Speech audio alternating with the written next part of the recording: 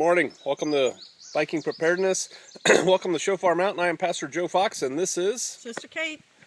And we're just taking a little sit down in the shade. We just finished lunch, and before we get to the subject of this video, what did we do this morning? We got up.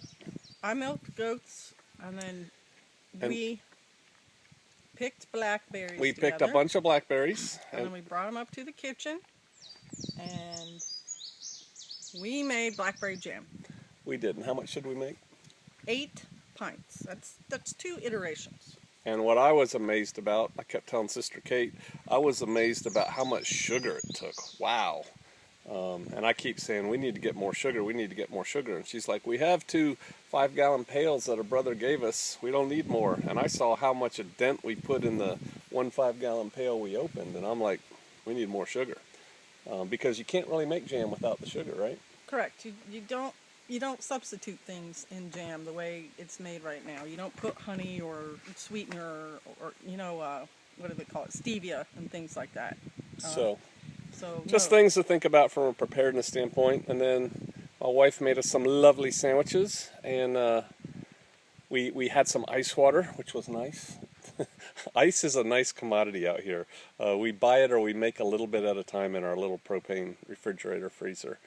But what we wanted to talk about today was we have had a bunch of visitors in the last, 6 weeks maybe? Yeah, pretty solid visitors. Just constant stream of visitors coming and from far away.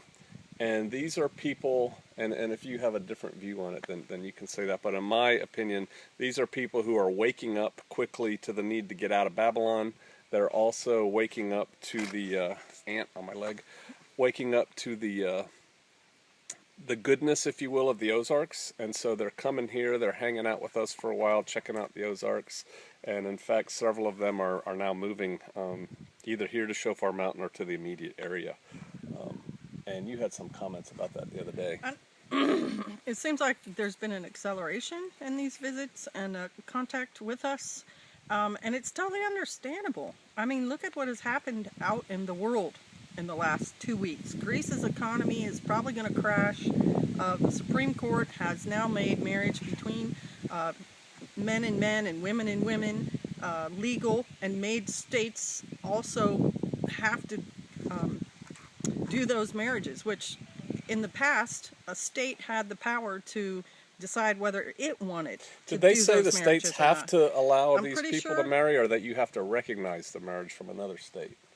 I'm pretty sure it was that you cannot refuse someone that marriage. Because I saw some attorneys general from some states told their people, you don't have to marry him if it's against your religious beliefs or something like that. But that does sound like it was in counter to the ruling. So there's probably a fight coming there, right, if you will. And then they also just passed the rule that states can't make anybody prove citizenship to vote. So it's like anybody can vote. Come early, come often. Come on down from Russia. Vote for whoever you want to be an American president. You'll really enjoy that. I don't think voting's worth a darn anyway. I think they're going to put in who they want to put in. It's all just a charade. And it makes sense that people want to move out of that, where it seems just to be getting crazier and crazier, and big lines being crossed, to an area where there are a lot of believers who feel the same way you do, that a community, big community within the state, 4-state area is forming, but also the smaller pockets of these communities, so that you will be able to talk about your religion with these other people, and you will have camaraderie with them, and they are going to want to be gardening and providing for themselves. It seems like the Ozarks are chock full of not only, Hebrew, Israelite, Messianic, Netzarim, Torah observant, pick your flavor, people who follow Jesus Christ, Yeshua HaMashiach, and who desire and try to keep Torah. But also, the Ozarks are full of pretty hardcore Christians, like what I used to term survivalist Christians, right? Like rugged, outdoorsy. They want to also try to be self-sufficient and get weaned off of corporate America. And they're kind of switched on about what's coming, too, don't you think? Yeah, and you see also online, I see a whole lot more Christian women starting to cover their hair, which I find fascinating. And they're using scripture as their reasoning a lot of the time. And so it's just, I think the signs are there. I think you can see things coming. And I don't think you need to be completely like you have your antenna out. I think normal people can see stuff happening. You know, just people who don't normally care about this. The rich people certainly can. They're getting ready. The wise man foreseeth the evil and hideth himself, right? Right? Get ready. Well, today we're going to work on caravan number 5. I just numbered them.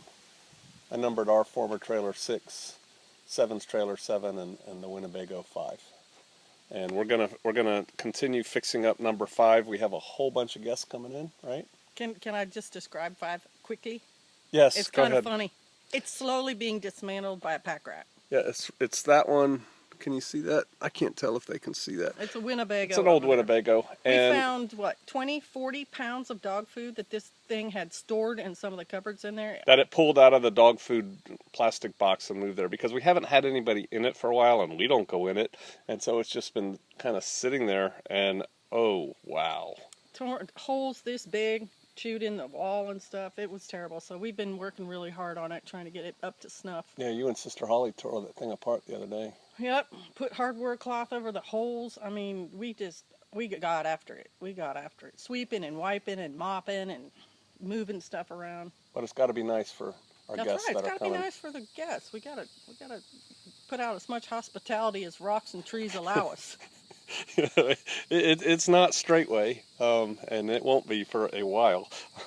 But you know, we do try to make it nice for the people who come. We have as nice as we water. can. It's very good feed. We have great tastes water. good. All right. Well, that's probably enough sitting around Right. chit-chatting. We need to get back to work. All right, people. I'll see you out there, and Shalom.